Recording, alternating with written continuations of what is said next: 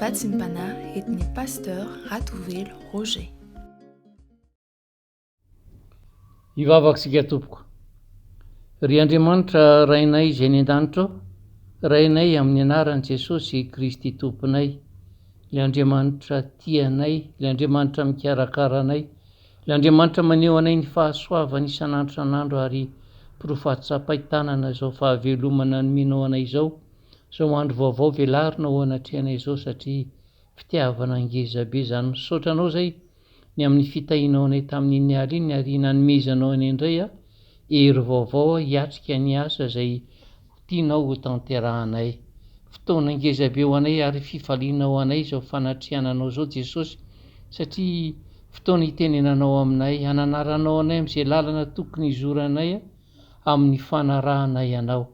Ka jereo ny mpanomponao n'aiza n'aiza misy azy, vangio ny isa-tokantrano, irao ny fanahinao mba hamehy an'izao fotoana izao ary indrindrandrindra hitahy andreo mpanomponao izay manokatra amin'ny fony amam-panahiny ho tafaray aminao. Ary dia masiny ny teny izay ho alefa sozarain'androany Jesosy satria afatra avy aminao izany azaonay manompo anao am-pifaliana hatrany. Dia amin'ny anaranao Jesosy velavy any Nazareta no ametrahanay izany vavaka izany. Aleloia, amen. Ny mbola ampitombona amintsika mandrakariva ny riavana ny fahasoavana mba hampiadanana avy amin'Andriamanitra ray sy Jesosy Kristy tompontsika. Ny bokin'ny Mpitsara toko 10, andininy 5 sy 4 no angalantsika vatsy izao maraina izao. Mpitsara toko 10, andininy 5 sy 4. Rehefa hita diovakiko amin'ny anaran'i Jesosy manao hoe: aroy ny zanak'Israely tamin'i Jehovah, efa nanota izahay, ataovy aminay izay rehetra sitrakao kanefa mba vonjeo ihany izahay anio. Dia nanary an'ireo andriaman-kafa tao aminy izy ka nanompo an'i Jehovah, dia tsy nahatsindra ny fanahy intsony Jehovah no mifanitrahan'i Israely. Amen. Raha mamaky ny soramandry eto amin'ity Mpitsara toko 10, manomboka amin'ny 1 ity sika riavana, ny manaitra ny maso avy hatrany dia ilay hoe ny niemora ny Israely indray. Ary dia voamarina izany rehefa mamaky hatramin'ny 9 ka hatramin'ny 14 isika, fa hitantsika amin'izany fa niaina tamin'ny fiemorana lalandavy ireto zanak'Israely ireto tany aloha tany, niaina tamin'ny fanoherana, tamin'ny tsy fankatoavana ny sitrapon'Andriamanitra. Ary ao anatin'izany fiemorana sy tsy fankatoavana an'Andriamanitra izany ny fimenomenomany, ny fanompony an'Andriamanitra izy, ny fanompona an'Andriaman-kafa ratsorona dia niaina tao amin'ny fijangajangana ara-panahy izao. Ary dia voambary eto amin'ny 7, eo amin'ity toko 10 ity ihany, fa nirehatra tamin'ny zanak'Israely ary ny fahatezeran'Andriamanitra, ka nivarotra an'izy ireo, nanolotra azy ireo teo an-tanan'ny Filistina sy teo amin'ny taranak'i Amona. Ary dia naharitra 12 taona izany fampahoriana nazon'ny zanak'Israely izany. Ary toy ny zava-miseho hatramin'izay rehefa natsapa ny fahorianany anjady taminy ireto zanak'Israely, dia nitaraina ary mifona teo anatrehan'Andriamanitra.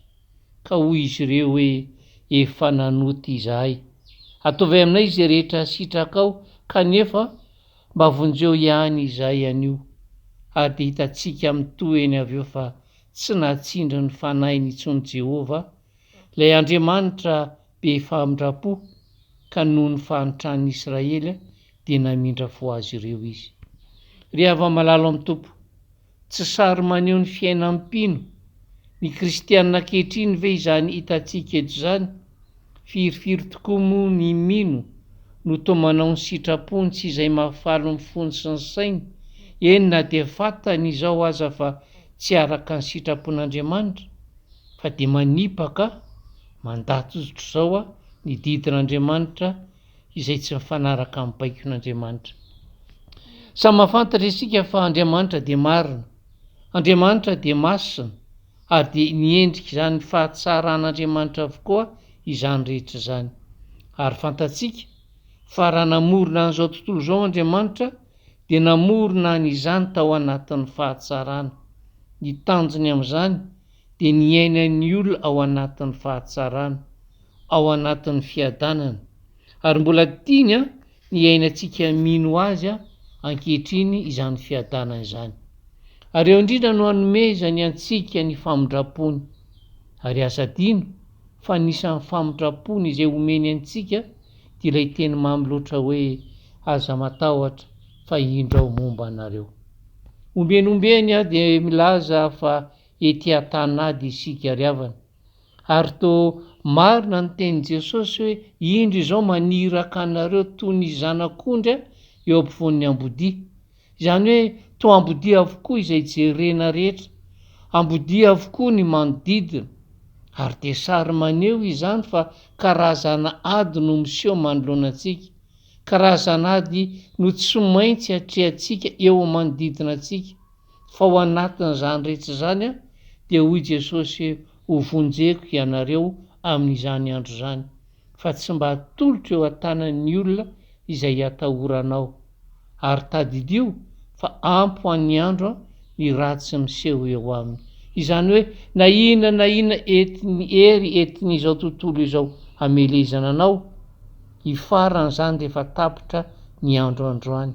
Ary izay no fanantenan'ny mpino, izay no fanantenan'ny mpanaradian'i Jesosy, tsy maintsy hifarana amin'izany ary hery ratsy izany isika, satria ny herin'ny tsy toa no miaraka amintsika. To nitondra zavatra maro teto amin'izao tontolo izao iny valanaretina Covid iny, ary anisany nalaza tamin'izany ny hoe marefo ara-nofo. Izany hoe olona taizana aretina toy ny hoe tosi-dra tsy milamina, diabetika sy ny sisa sy ny sisa, ary ao anatin'izany ny fahanterana.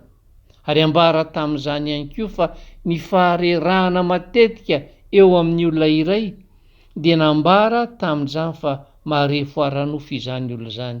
Eny, na dia tena mbola tanora dia tanora azy izy. Ary raha tsy mitandrina ireny olona marefo ireny dia tsy maintsy ho tratra n'ilay valanaretina. Izany hoe na iza karazan'olona ka tafiditra ao anatin'izany sehatra marefo ara-nofo izany, nefa tsy mitantana dia tratra n'ilay valanaretina. Ary tsy eo amin'ny ara-nofo ihany no misy an'izany hoe marefo izany, fa na dia eo amin'ny ara-panahy ihany koa aza dia maro ireo marefo ara-panahy. Ary izany ny olona marefo ara-panahy izany olona osa malemy ara-panahy izany dia hita loza tokoa raha tsy mitandrina, satria hoy Jesosy hoe izao nahita ny Satana latsaka avy tany an-danitra tahaka ny varatra. To manambara izany filazan'i Jesosy izany fa tena manana hery lehibe izany fahavalontsika izany. Hoy tokoa mantsy Jesosy hoe ny mpangalatra tsy ho avy raha tsy hangalatra, hamono ary handringana. Izany hoe ilay fahavalo izay nilatsaka tahaka ny varatra dia hanafika, hanapotika, ary izay indrindra no ametrahantsika ny fanontaniana hoe ataontsika ahoana tokoa re ny hanohitra ny vavalo izay tena matanjaka, nefa azy isika tao marefo ny fiainam-panahintsika. Averiny etoana hatrany fa ny tena fahavalontsika dia ny devoly, ilay fanahy eny amin'ny rivotra. Ary fantatsika fa tena manana hery io fahavalontsika io, manana hery io devoly io, hery toy ny varatra. Ary dia eo indrindra no mampatahotra ry havana, satria raha manana hery tokoa ny fahavalo kanefa isika izay lasibany, isika izay azany, dia tsy manan-kery hanoherana azy satria malemy, marefo osa. Dia alay fisary an-tsaina ny zava-nitranga tamin'ny Saoly mpanjaka sy ny miaramilany manoloana ny Goliath, ny orohoro sy nangovotra sisa no azon'izy ireo natao satria narefo dia narefo. Izao angeno izy, isika sady efa marefo ara-panahy ka tsy afaka manohitra, nefa ihany koa marefo ara-nofo tsy matanjaka ka afaka mandositra ka miataka aminy, fa dia tsy mahetsika, ary dia azagaga isika raha mitsiposipozy eny foana ny fiainantsika. Azagaga isika raha tsy mba mety tafarina mihitsy ny fiainantsika satria resy lavo, satria lavo matetika eo anatrehan'ny velam-pandriky ny fahavalo, satria marefo ny fanahintsika. Anaty eny matetika aza ny teny mpandresena omeny tompo atsika hoe aza matahotra fa izaho mombanao mandrakariva, dia tonofonofo satria marefo ara-panahy, ary dia lasa mamonjy ilay Andriamanitra izy toy ireo zanak'Israely. Izao anefa tandremo fa io marefo ara-panahy io dia tsy hanavahana ny olona rehetra, ary lazaina amin'izany olona rehetra zany na mpitandrina io, na mopera io, na monseigneur io, na diakona, na mpiandry, ny kristianina tsotra fotsiny zao dia mety ho tratran'izany marefo ara-panahy izany, satria ao ambadika izany titra mipopoka izany tsy ampivavaka ilay olona, tsy ampy fifandraisana amin'ilay Andriamanitra mpanome hery ilay kristiana, tsy ampy fatokiana an'Andriamanitra, ary dia izay paikady rehetra alefa ny devoly hanapotehana ny asa, handravana ny tokantrano, hanaparofo ny fahasalamana, hanapotehany ny asa fanompoana, dia mandaitra amin'ilay kristiana, mandaitra amin'ilay mpanompon'Andriamanitra izany paikady ny devoly izany, satria tsy matahotra anao ny devoly,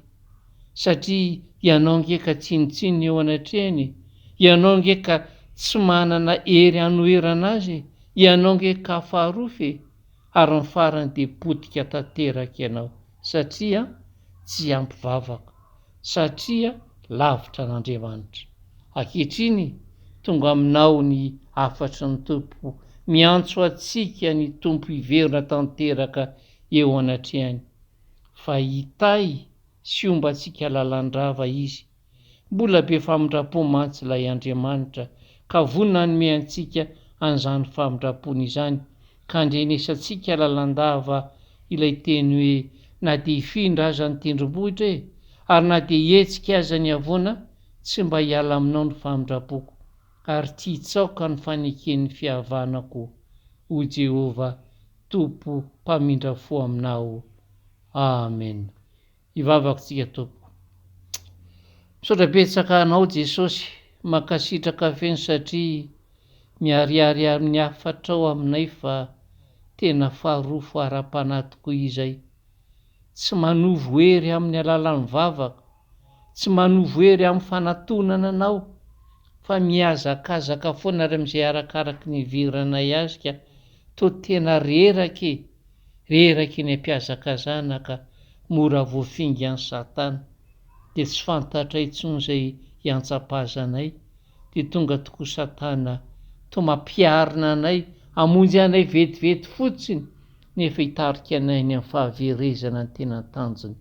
Androany ianao miantso anay, ianao le Andriamanitra be famindrapo, mba hiverenanay aminao, hitodianay aminao hatrany, hahafahanay indray ahery handa ilay asan'ny Satana izay tady hamingana anay, ka dia mba ho tanteraka aminay tokoa ny teninao hoe ny fahery, ny fahavalo, ny fiadiana rehetra entin'ny Satana milezana anay dia tsy ambina satria tsy hatraika aminay izany. Ireo ny vahoakanao izay nandre ny afatrao androany, hampatsahivy isan'andro Jesosy, asehoy amin'ny isan'andro fa mbola Andriamanitra mpamindra fo ianao, ka raha tena hiverina tanteraka eo aminao izay, hifona sy hibebaka tanteraka eo aminao izay dia handray anay ianao, ary hitantana ny fiainanay, ary hiaro anay tahaka ny fomban'ny renina koa ny zanany eo ambanin'ny elany, ka tsisy hakitika anay ny ratsy rehetra. Dia mankasitraka Jesosy mankatelo, ary terizy izay rehetra makasainy tsirairay atao hoe amin'izao lalan'androany izao, hatsapany tokoa fa eo ianao miaraka aminy eo ianao. Ka tonony amin'ny tsirairay aby tokoa ny itsodranao masina Jesosy, ka hitenenanao hoe hitay anao ny Jehova ka hiaro anao, hampamirapiratra ny tavany aminao Jehova ka mindra fo aminao, hanandratra ny tavany aminao Jehova ka mbola hiteny aminao hoe ry malala, satria malala eo himasoka ianao dia zaho ho tianao mandrakizay, harombanao amin'izay lalakalianao. Atolotra ianao dera sy ny anjara voninahitra Tompo, anao zany hatramin'ny voalohany dia anao mandrakizay. Aleloia. Amen. Mahery izy ary avy amin'ny lalao ny tompo a.